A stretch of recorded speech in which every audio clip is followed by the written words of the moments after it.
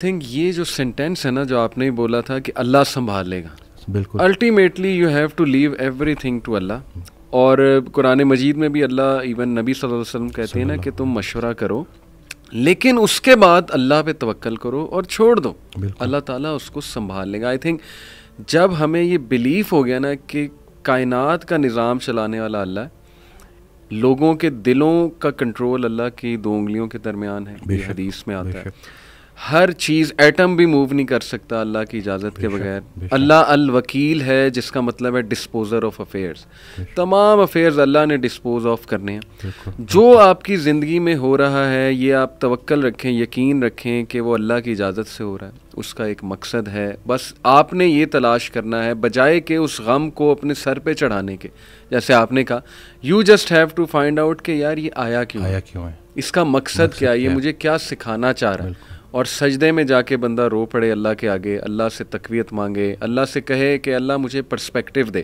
بلکہ میں ایک کوٹ پڑھ رہا تھا, ایون دو ہی از اے نان مسلم رائٹر ہے بہت بڑا, میرے ذہن سے ابھی خیر نام نکل گیا, انہوں نے بڑی کمال کی بات کی. انہوں نے کہا oh my lord make me brave and مجھے ایسی سکت دے کہ میں اپنے غم سے وہ ریزن ڈھونڈ سکوں کہ یہ آیا کیوں ہے. سبحان اللہ. یعنی ایون دو از اے نان مسلم لیکن یہ کہ اتنی اس میں عقل ہے کہ وہ یہ دعا کر رہا ہے. تو یہی بات ہے کہ وزڈم فائنڈ آؤٹ کرو کہ یہ کیوں آیا ہے.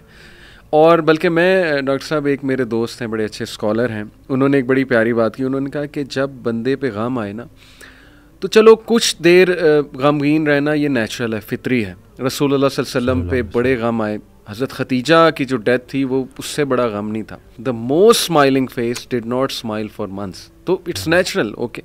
لیکن وہ رک نہیں گئے, ایسا نہیں تھا کہ وہ آئسولیشن میں چلے گئے, یا ایسا نہیں تھا کہ سارے کام ٹھپ ہو گئے. کیونکہ میرے دوست نے کہا کہ دیکھو جب ہم ٹھپ ہو جاتے ہیں نا یہ پیسو شکوہ ہے اللہ سے. اتنی تو ہمت نہیں زبانی رب سے شکایت کریں, لیکن یہ کہ ہم ٹھپ ہو کے دکھاتے ہیں کہ جی بس میں تو راضی نہیں آپ کی رضا میں, انڈائریکٹلی تو ہم یہی کہہ رہے ہیں. انہوں نے کہا جو لوگ غم میں کھڑے ہو جاتے ہیں نا ان کا دل نہیں کر رہا صبح اٹھنے کا, بستر پہ پڑے رہتے ہیں. آئی ایم شیور آپ بھی ایسی کنڈیشن سے گزرے ہیں کہ اٹھنے کا دل ہی نہیں کرتا, ہمت ہی نہیں کہ جی بندے کا دل کرتا ہے میں سویا رہوں, ریالٹی میں آؤں ہی نہ, مطلب ریالٹی از سو بیڈ.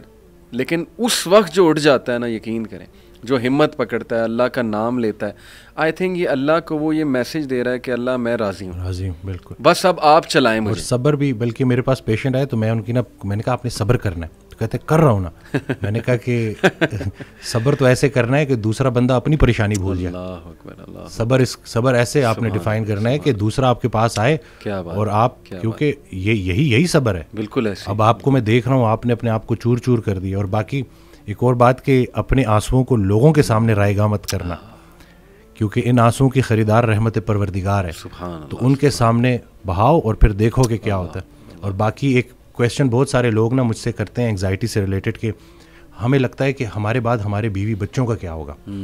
تو میں یہ کہتا ہوں کہ حضرت کہتے ہیں آڈیو میں کہ جو انسان یہ سوچتا ہے کہ اس کے مرنے کے بعد اس کی بیوی بچوں کا کیا ہوگا, اس کا ایمان نامکمل ہے. اس نے پالنے والے کی پالنے والی صفت پہ ایمان ہی نہیں لایا. اللہ اکبر. جن کے لیے پوری کائنات بنائی ان کو یتیمی اور غریبی سے گزارا, ان کو ماں باپ نہیں دیے, آپ کو دے دیے. اللہ اکبر. ہم شکر کے مقام کو گلے میں کنورٹ کر دیتے ہیں. صحت بھی ہے, زندگی بھی ہے, اور کب تک ہے کوئی نہیں جانتا, اور جب تک ہے وہ کوئی چینج نہیں کر سکتا. تو پھر ابھی کیوں پریشانی لیتے ہیں؟ کیا ان بچوں کو ہم پال رہے ہیں؟ صحیح بات.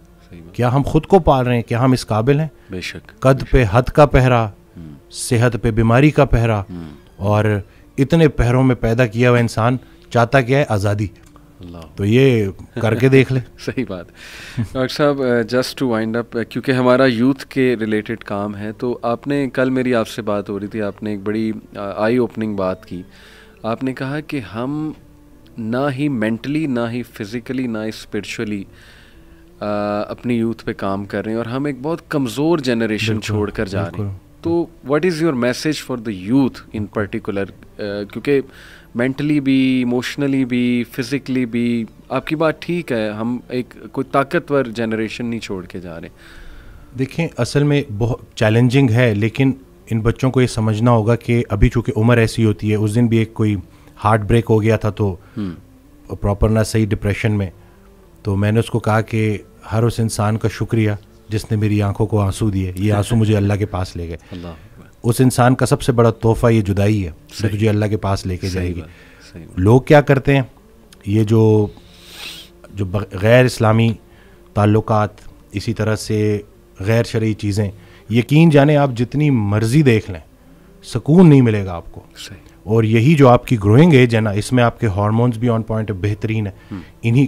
اسی عمر میں آپ نے اسپورٹس میں انڈلج ہونا ہے, آپ نے پراپر طریقے سے ڈائٹ کا خیال رکھنا ہے, اور سب سے بڑھ کر یہی لرننگ ایج ہے, اس میں آپ نے سیکھنا ہے. اور جیسے جیسے آپ ایک قدم بڑھائیں گے اللہ کئی گنا زیادہ آپ کے قریب آتا جائے گا. اور یہ ٹرائیڈ اینڈ ٹیسٹڈ چیزیں. مجھے یہ بچپن میں سکھایا گیا تھا کہ صرف شہرت, دولت اور یہی چیزیں ہوں گی تو بس یہی سب کچھ ہے, کیونکہ ہم ادھر ادھر یہی دیکھ رہے ہیں. لیکن سب کچھ ہوتے ہوئے بھی انتہائی بڑا خلا تھا جو پورا نہیں ہو رہا تھا. تو ہم تو چلیں, وہ کہتے ہیں اگر سیدھی طریقے سے اللہ کے راستے پہ نہیں آتے تو اللہ گھما کے لے کے آئے گا. تو ہمیں تو بہت سی چیزوں سے آپ نہیں گزریں گے انشاءاللہ ان چیزوں سے. آپ کے پاس یوٹیوب پہ کانٹینٹ موجود ہے جو خالصتاً اللہ کی رضا کے لیے لوگ بنا رہے ہیں. ہمارا جو وقت تھا, دور تھا, اس میں ٹھیک ہے ہمیں شاید اس طرح سے توجہ نہیں دی گئی, لیکن اب آپ کے پاس آپشنز ہیں اور آپ پراپر طریقے سے جو صحیح دیکھیں. دنیا چلی گئی تو چلی گئی, دین چلا گیا تو پیچھے کیا رہ گیا. تو میں کہتا ہوں کہ دنیاوی تعلیم میں جتنا عبور حاصل کر سکتے ہیں کریں, لیکن اللہ کو بیچ میں رکھنا ہے. صحیح بات. اور دوسرا یہ کہ فائدہ بخش ہونا ہے لوگوں کے لیے, کہ آپ کی ذات سے لوگوں کو نفع ہو.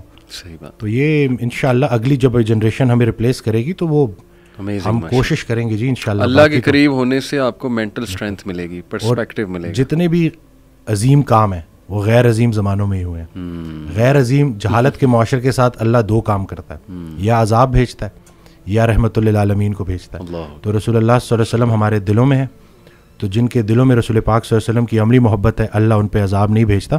تو نیگیٹو نہ سوچا کرے پتہ نہیں ملک کا کیا ہوگا.